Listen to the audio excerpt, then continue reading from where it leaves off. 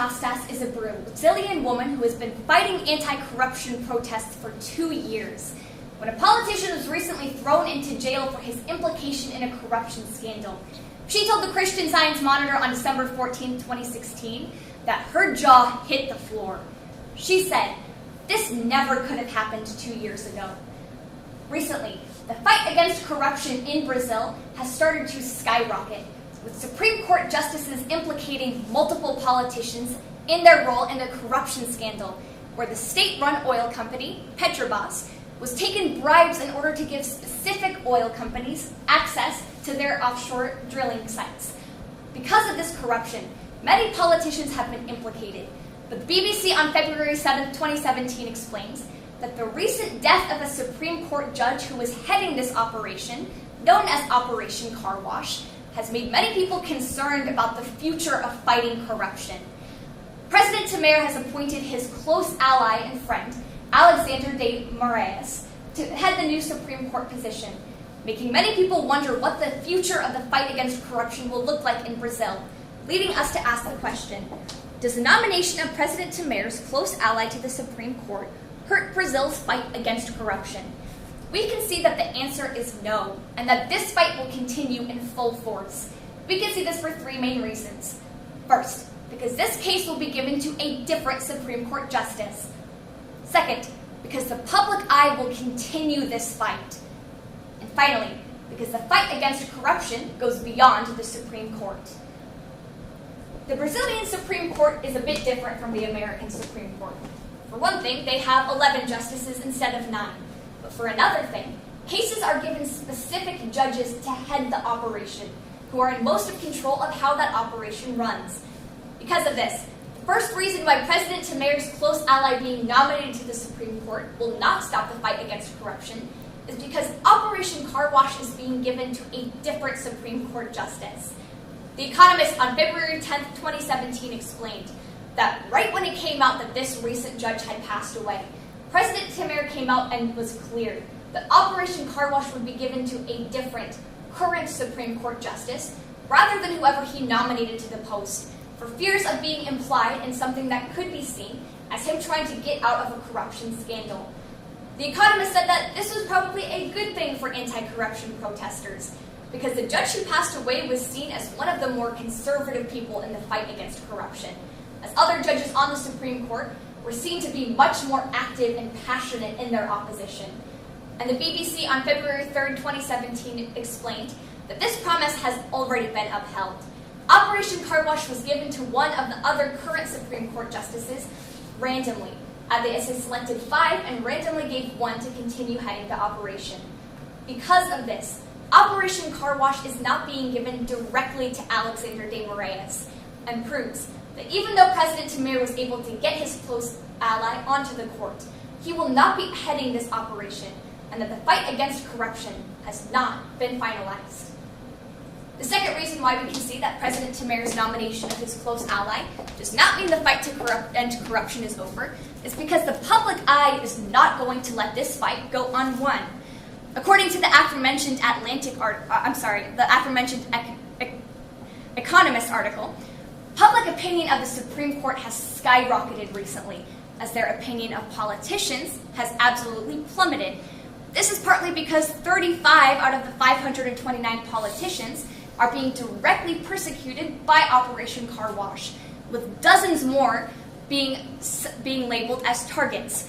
Because of this, the public eye is absolutely anti-establishment and anti-politician, and they will not let a recent Supreme Court nomination stop them from fighting against corruption.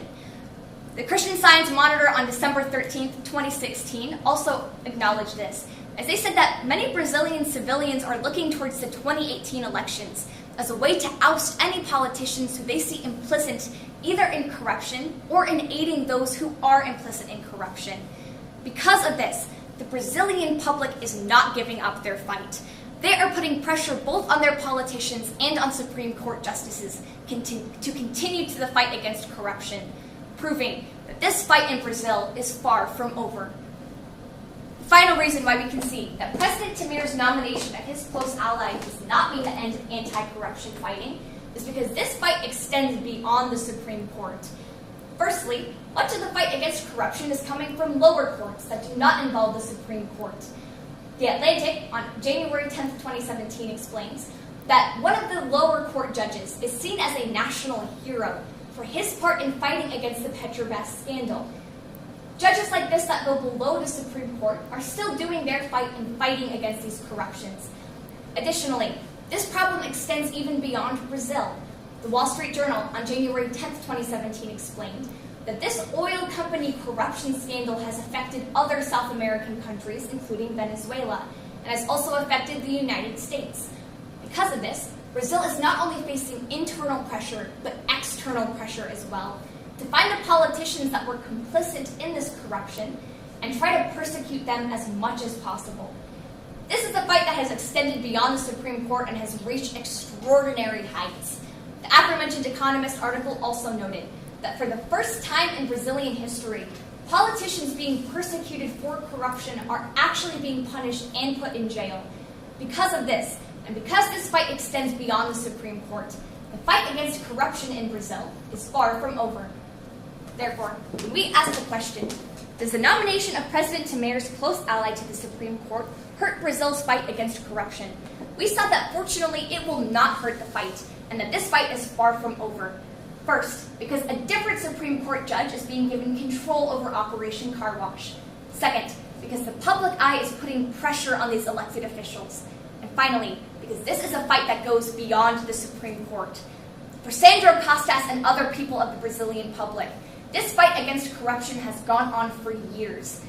Luckily for them, this recent Supreme Court nomination is not a setback, and this fight will continue in coming years.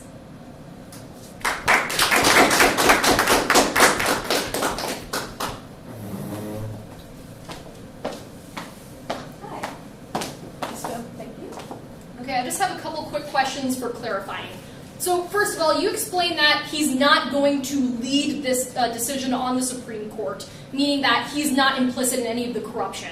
But what would his role on the Supreme Court be besides that? Would he still have any sort of impact on the decision at all? That's a good question. He still has some say being a part of the Supreme Court, but mostly he will not have direct influence. And the fact that it's a Supreme Court of 11 people, with which he's one of, and most of the people on the Supreme Court have been very proactive in fighting against corruption, means that any influence he might have is not going to be as major as this previous Supreme Court justice's role was. So even though he's technically taking the spot of this judge who passed away, he is not going to be taking on his responsibilities, especially when it comes to heading the operation against corruption. Awesome. So you talk a lot about the public eye and how the public eye is going to continue to be on this corruption and continue the fight. My only question is, could you expand a little bit on the impact of that, on what exactly the public eye will do to ensure that this corruption cannot continue? Sure. Well, the most obvious impact that the public has is in elections. So Brazil has a lot of elections in 2018, and most of the public eye is saying, if these politicians are not going to comply with corruption charges, or they're not going to force their peers to comply with corruption charges, then they're putting pressure on them for re-election, saying, we're not going to support you, we're not going to re-elect you.